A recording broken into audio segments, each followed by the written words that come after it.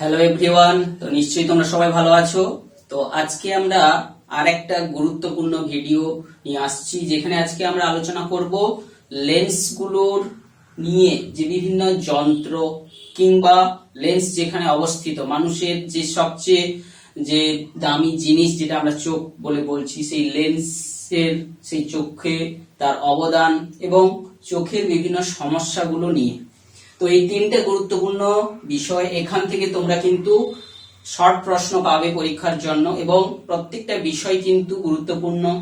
এখানে তোমরা জীবন বিজ্ঞান বিষয় যখন পড়বে, সেক্ষেত্রেও তোমরা এই লেন্স, মানুষের চোখটাকে সেখানেও তোমরা পড়বে। এখানে আমরা ভৌত বিজ্ঞান বিষয়ে সেটাকে আমাদের লেন্সের দৃষ্টিভঙ্গিতে এখানে আলোচনাটা করা হবে। তো প্রথমে চলে এসেছি সরল ক্যামেরা, যেখানে কিন্তু একটা উত্তল লেন্সকে ব্যবহার করা হয়, এবং সেই উত্তল লেন্স, এটা দেখতে পাচ্ছ একটা লেন্সের আমরা একটা সরল চিত্র আমরা এঁকেছি।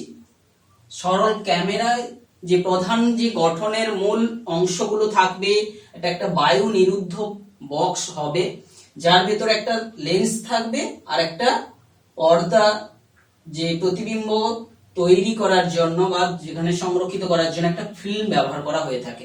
তো এই সমগ্র ব্যবস্থাটা একটা বায়ুনিরুদ্ধ ভাবে করা হয়। এখন এই লেন্সটাকে আমরা সরানোর ক্ষমতা এখানে রেখে দিয়েছি, যে লেন্সটাকে যে অবলম্বনের উপর অবস্থিত সেইটাকে সরানো যায় সামনের দিকে বা পেছনের দিকে। এটাকে বলা হচ্ছে ডায়াফ্রাম। এটা বাড়িয়ে কমিয়ে আমরা কি করতে পারি, আমরা কোনো যে বস্তুর যে দূরত্বটাকে, সেটাকে আমরা কন্ট্রোল করতে পারি, এবং যার উপর ভিত্তি করে পর্দার উপর, অর্থাৎ যেখানে প্রতিবিম্ব তৈরি হয় সেই ফোকাসের উপরে কিন্তু সেই জায়গায় আমরা ফোকাস করতে পারি। আর দ্বিতীয় আরেকটা বিষয় রয়েছে শাটার। লেন্সের মধ্য দিয়ে কতক্ষণ আলোটাকে পাঠানো হবে, সে যে সেই সময়টাকে নিয়ন্ত্রিত করা হয় যার সাহায্যে, সেইটাকেই বলা হচ্ছে শাটার। তো এখন আধুনিক যে ক্যামেরা বেরিয়ে যাচ্ছে, সেখানে কিন্তু আলোর যে এই প্রবেশটাকে নিয়ন্ত্রণ করা আরো উন্নত, আরো খুব কম সময় পর্যন্ত নিয়ন্ত্রণ করা সম্ভব হচ্ছে। 0.1 সেকেন্ড থেকে শুরু করে 0.001 সেকেন্ড পর্যন্ত কন্ট্রোল করা যায়। অর্থাৎ এই শাটারের ভূমিকা কিন্তু গুরুত্বপূর্ণ। অর্থাৎ যত কম সময় আমি আলো পাঠাতে পারবো, ততই কিন্তু যে চিত্রের কোয়ালিটি, যেটা আমাদের নেগেটিভ বলে এখানে বলে থাকি, সেটার কিন্তু কোয়ালিটি আরো বেটার হবে।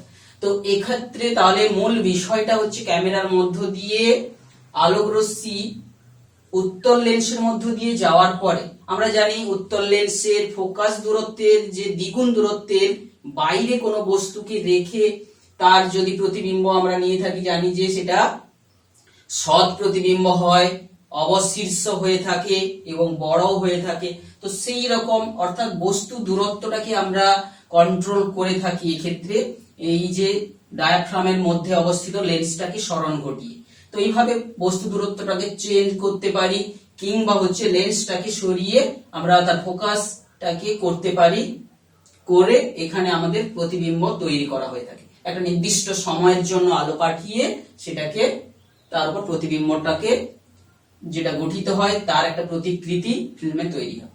তো তার একটা সরল চিত্র তোমরা এখানে দেখতে পাচ্ছ, যে এই বস্তু থেকে এখানে ফোকাস দূরত্বের দ্বিগুণ দূরত্বে রেখে লেন্স থেকে যেখানটায় প্রতিবিম্ব তৈরি হয় সেই পজিশনে আমাকে যদি এর পর্দাটাকে নিয়ে আসা যায়। তো আমরা লেন্সটাকে সরানোর ক্ষমতা রেখেছি, পর্দাটা এখানে ফিক্সড পজিশনে যেখানটায় যার মধ্যে ফিল্মটাকে রাখা থাকে, সেই ফিল্মটাকে সরানোর থেকে এই লেন্সটাকে সরিয়ে কিন্তু আমরা এই দূরত্বটাকে কন্ট্রোল করে থাকি।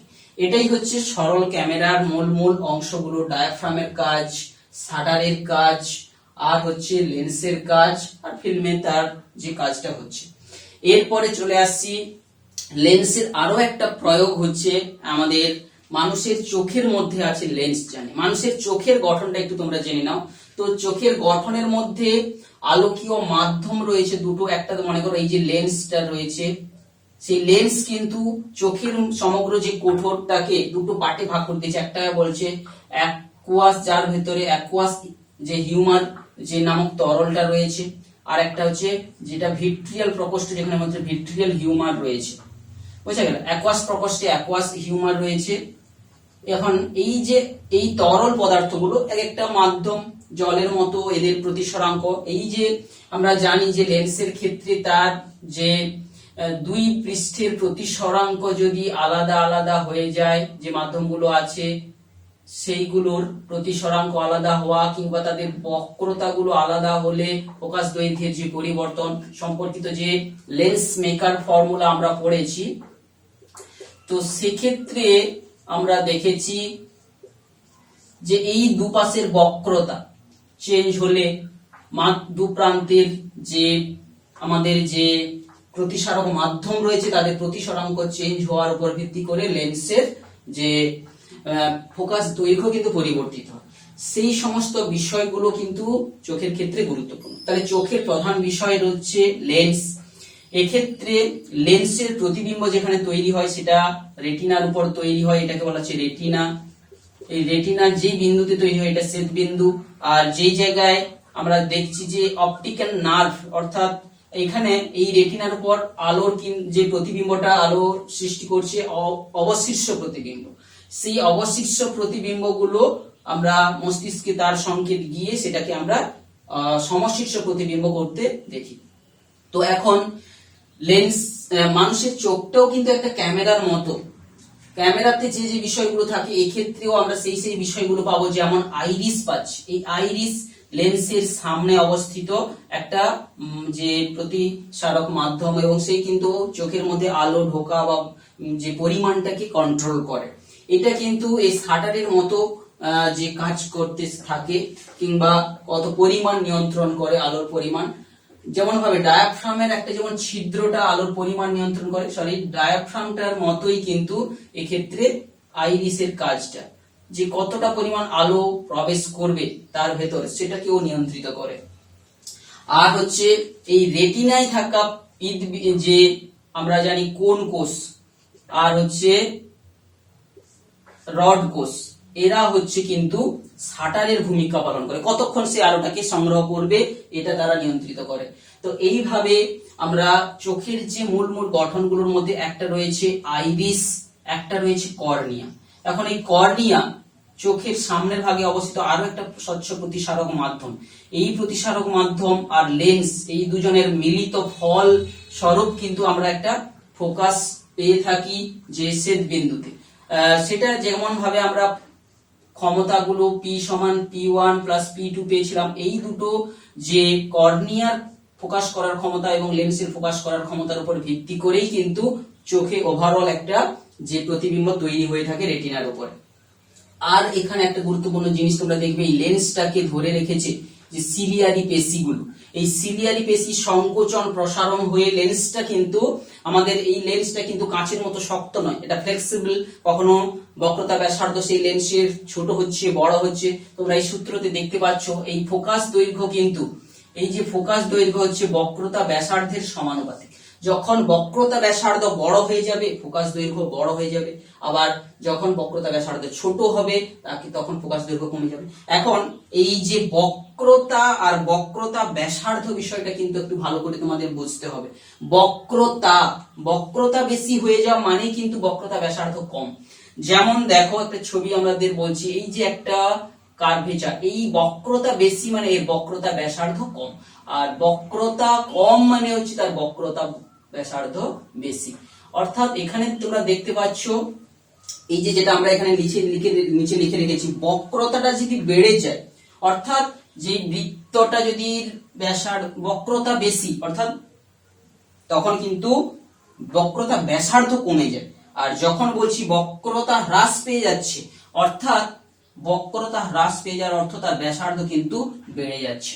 তো এই বিষয়টার উপর কিন্তু তাহলে বক্রতা ব্যাসার্ধ কিন্তু বক্রতার অনন্য, আবার ফোকাস দৈর্ঘ্য কিন্তু বক্রতা ব্যাসার্ধের সমানুপাতিক। এই বিষয়গুলো আমাদের এই চোখের সমস্যার সমাধান সময় বা সেইটা বিশ্লেষণের সময় আমরা বুঝতে পারবো। অর্থাৎ তাহলে চোখ একটা সুস্থ যে চোখের যে বৈশিষ্ট্যগুলো থাকা উচিত সেটা কি, যে চোখের উপযোজন থাকবে, অর্থাৎ যে লেন্সটার সংকোচন প্রসারণ হয়ে তার ফোকাসটা পরিবর্তিত হয়ে সেটা গঠন করতে পারবে প্রতিবিম্বটাকে রেটিনার উপরে।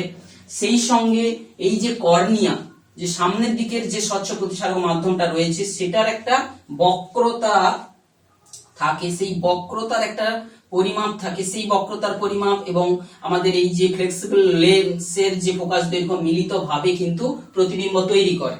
তো সেইটার উপর ভিত্তি করে আমাদের সুস্থ চোখের কতগুলো বিন্দু সম্পর্কে আমরা জানবো। যে নিকট বিন্দু, একজন সুস্থ মানুষ চোখের উপযোজন ক্ষমতা কাজে লাগিয়ে বিনা কষ্টে সবচেয়ে কাছের যেই বিন্দুটাকে দেখতে পারে সেটাকেই বলা হচ্ছে তার নিকট বিন্দু। অর্থাৎ শুধু চোখের উপযোজন করবে কিন্তু চোখের উপর কোনো প্রেসার না পড়ে, যে বিনা কষ্টে সবচেয়ে কাছের যে বিন্দুটাকে দেখতে পাচ্ছে। তাহলে একজন সুস্থ মানুষ কিন্তু দেখতে পায় হচ্ছে 25 সেন্টিমিটার কাছের যে বস্তুকে স্পষ্টভাবে দেখতে পারে। আর দূরবিন্দু কি? উপযোজন এখানে কোনো করা হবে না, কিন্তু বিনা কষ্টেও আমরা দেখব সেটা কত দূর। এটা কিন্তু সুস্থ মানুষের হওয়া উচিত অসীম। একটা সুস্থ মানুষের কথা আমরা বলছি, সুস্থ মানুষের এই যে দূরত্বগুলো অসীম দূরত্ব পর্যন্ত হওয়া উচিত দূরবিন্দু। অর্থাৎ তথ্যগতভাবে যে আমরা হচ্ছে উত্তল লেন্সের যে ধর্মগুলো জেনেছি সেখান থেকে এই দুটো বিন্দুর অবস্থানগুলো আমাদের এই রকম হওয়া উচিত। তাহলে একটা মানে মানুষের যে চোখের যে গঠনটা তোমরা জানলে এবং গঠনের প্রত্যেকটা অংশের কাজগুলো তোমরা একটু জানলে। আইরিস কি করে? ডায়াফ্রামের মতো কাজ করে। আর রেটিনায় থাকা রড কোষ, কোন কোষ, এরা হচ্ছে কি করে? শাটারের মতো কাজ করে।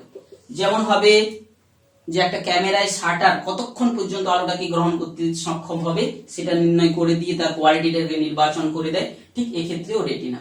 তো এইভাবে রেটিনায় থাকা কোন কোষ আর রড কোষ, এই সমস্ত রড কোষ কোন কোষ নিয়ে তোমরা জীবন বিজ্ঞানের বিষয়ে বইতে কিন্তু আরো তাদের বিষয়ে আমরা ডিটেলস সেখানে তোমরা পড়ে থাকবে। তো মূল বিষয়গুলো এখানে তোমরা জানলে। এখন আমরা চলে আসছি মানুষের চোখের যে সমস্যাগুলো, যেগুলো দর্শনের ক্ষেত্রে সমস্যা সৃষ্টি করে। প্রধানত 4টা সমস্যা আমরা দেখে থাকি চোখের ক্ষেত্রে। একটা হচ্ছে দীর্ঘ দৃষ্টি, আর একটা হচ্ছে হ্রস্ব দৃষ্টি, একটা ক্ষীণ দৃষ্টি বা চালসে যাকে বলা হচ্ছে, যাকে আবার প্রেসবায়োপিয়া নামেও উল্লেখ করা হয়ে থাকে। সেই সঙ্গে সঙ্গে বিষম দৃষ্টি বা অ্যাস্টিগম্যাটিজম বলেও বলা হচ্ছে। তো এই 4 প্রকারের মধ্যে এই প্রথম 2 প্রকারটা যার জন্য কিন্তু আমাদের লেন্সের কার্যকারিতাটা দায়ী থাকছে, সেটাকেই আমাদের এখানে সিলেবাসের মধ্যে তোমরা পড়বে। বাকি দুটো কিন্তু উঁচু ক্লাসে তোমরা পড়বে, সেখানে সিলেবাসের মধ্যে নেই, তোমরা জীবন বিজ্ঞান বিষয় বইতে তোমরা পড়বে। তো সংক্ষিপ্ত ভাবে ক্ষীণ দৃষ্টিতে আমরা দেখি যে চোখের ভেতর কম অল্প আলো আসছে বিভিন্ন কারণে, চোখে অন্য সমস্যার জন্য, সেটা প্রেসবায়োপিয়া যাকে বলা হচ্ছে, চালসে বলে বলা হচ্ছে, ছানি চলে আসছে। আর বিষম দৃষ্টি বা অ্যাস্টিগম্যাটিজম কি? এখানে যে দুটো ডবল ডবল প্রতিবিম্ব তৈরি হওয়ার যে ঘটনাটা আমরা জানি, অ্যাস্টিগম্যাটিজম। তো প্রধানত আমরা এখানে ক্ষীণ দৃষ্টি আর হ্রস্ব দৃষ্টি নিয়ে আলোচনাটা করব।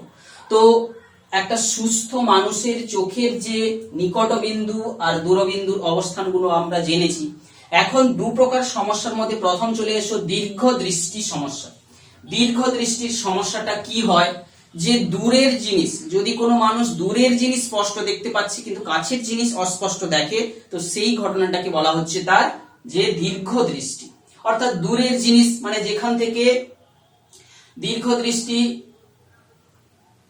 দূরের জিনিস স্পষ্ট দেখতে পাচ্ছে, আর হ্রস্ব দৃষ্টি মানে কাছের জিনিস অস্পষ্ট দেখে। তো দীর্ঘ দৃষ্টির ক্ষেত্রে প্রকৃতপক্ষে আমরা যে সমস্যাটা বলবো, পুরো অসীম থেকে আসা আলোক রশ্মিগুলো কিন্তু সে দেখতে পাচ্ছে না। সরি, ভুলটা হচ্ছে, দীর্ঘ দৃষ্টি কথাটার অর্থ দূরের জিনিস স্পষ্ট দেখতে পাচ্ছে আর কাছের জিনিস অস্পষ্ট দেখতে পাচ্ছে।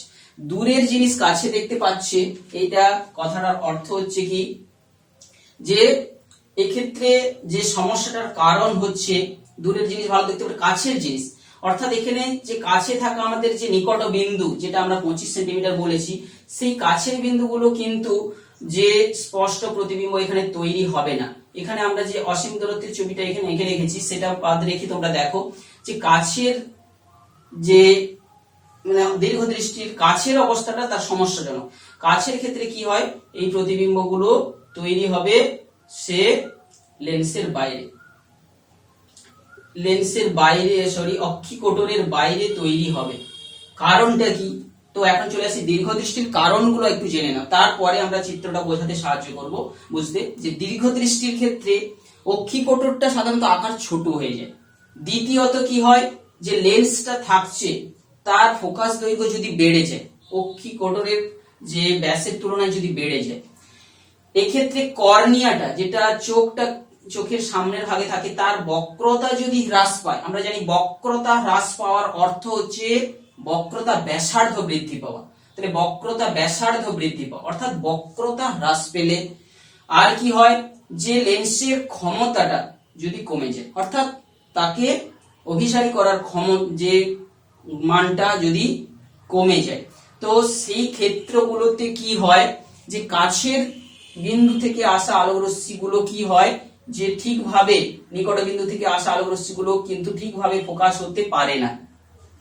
তো সেই বিষয়টা কিন্তু আমরা দেখে থাকি, দূরের দিকে সে মিলিত হয়, অক্ষিকোটরের বাইরে সে তৈরি করে, আর অসীম থেকে আসাগুলো সে ফোকাসে মিলিত হয়ে যাবে। এটা কিন্তু নিকট বিন্দুর সমস্যাটা আমরা এখানে অঙ্কিত করছি। নিকট বিন্দু থেকে আসা আলোক রশ্মিগুলো, যেটা নিকট বিন্দু ছিল, সেই নিকট বিন্দু থেকে আসা আলোক রশ্মিগুলো দূরে মিলিত হবে। যদি কোনো কারণে নিকট বিন্দুটাকে একটু তাহলে কি করতে পারি, সে দূরে যেহেতু হচ্ছে, তার কারণগুলো জানলাম। এর প্রতিকারের উপায়টা কি, তাহলে যে নিকট বিন্দু থেকে আমাদের লেন্সের ক্ষমতা কমে গেছে, বক্রতা ব্যাসার্ধ কমে যাওয়ার জন্য এই সমস্ত সমস্যা, তাহলে আমরা কি করতে পারি, এই জায়গায় যদি আর একটা উত্তল লেন্স আমরা ব্যবহার করি, চোখের সামনে যদি একটা উত্তল উপযুক্ত ক্ষমতার একটা লেন্স যদি ব্যবহার করে দিই, উত্তল লেন্স, তাহলে কি করবে, সেই নিকট বিন্দুটা যেটা থেকে আলোগুলো ছড়িয়ে পড়ছিল, অক্ষিকোটরের বাইরে সে প্রতিবিম্ব গঠন করছিল, তো এখন একটা উত্তল লেন্স তাকে কি করবে, সেই যে রশ্মিগুলোকে কিছুটা অভিসারী রশ্মি করে দিলে তখন লেন্স তখন বাকি কাজটা করে দিয়ে, লেন্স আর কর্নিয়া মিলে বাকি কাজটা করে কিন্তু পুরো যে রেটিনার উপর তাকে প্রতিবিম্ব গঠন করতে সাহায্য করে। তো উপযুক্ত ক্ষমতার একটা উত্তল লেন্স ব্যবহার করলে আমরা দীর্ঘ দৃষ্টি থেকে আমরা রেহাই পেতে পারি বা আমরা প্রতিকার করতে পারি। এরপরে চলে এসো হ্রস্ব দৃষ্টি, অর্থাৎ কাছের জিনিস স্পষ্ট দেখতে পারে কিন্তু দূরের জিনিস অস্পষ্ট দেখে। যে দূরের জিনিসগুলো যে অস্পষ্ট দেখে, তার কারণটা কি, কারণটা হচ্ছে কি, অক্ষিকোটর এখানে বড় হয়ে গেছে। প্রথম কথা, অক্ষিকোটর বড় হয়ে গেছে, লেন্সের ফোকাস দৈর্ঘ্যটা ছোট হয়ে গেছে, অর্থাৎ বক্রতা বেড়ে গেছে, রেটিনার বক্রতা বেড়ে গেছে। কার বক্রতা, রেটিনা বলছি, যে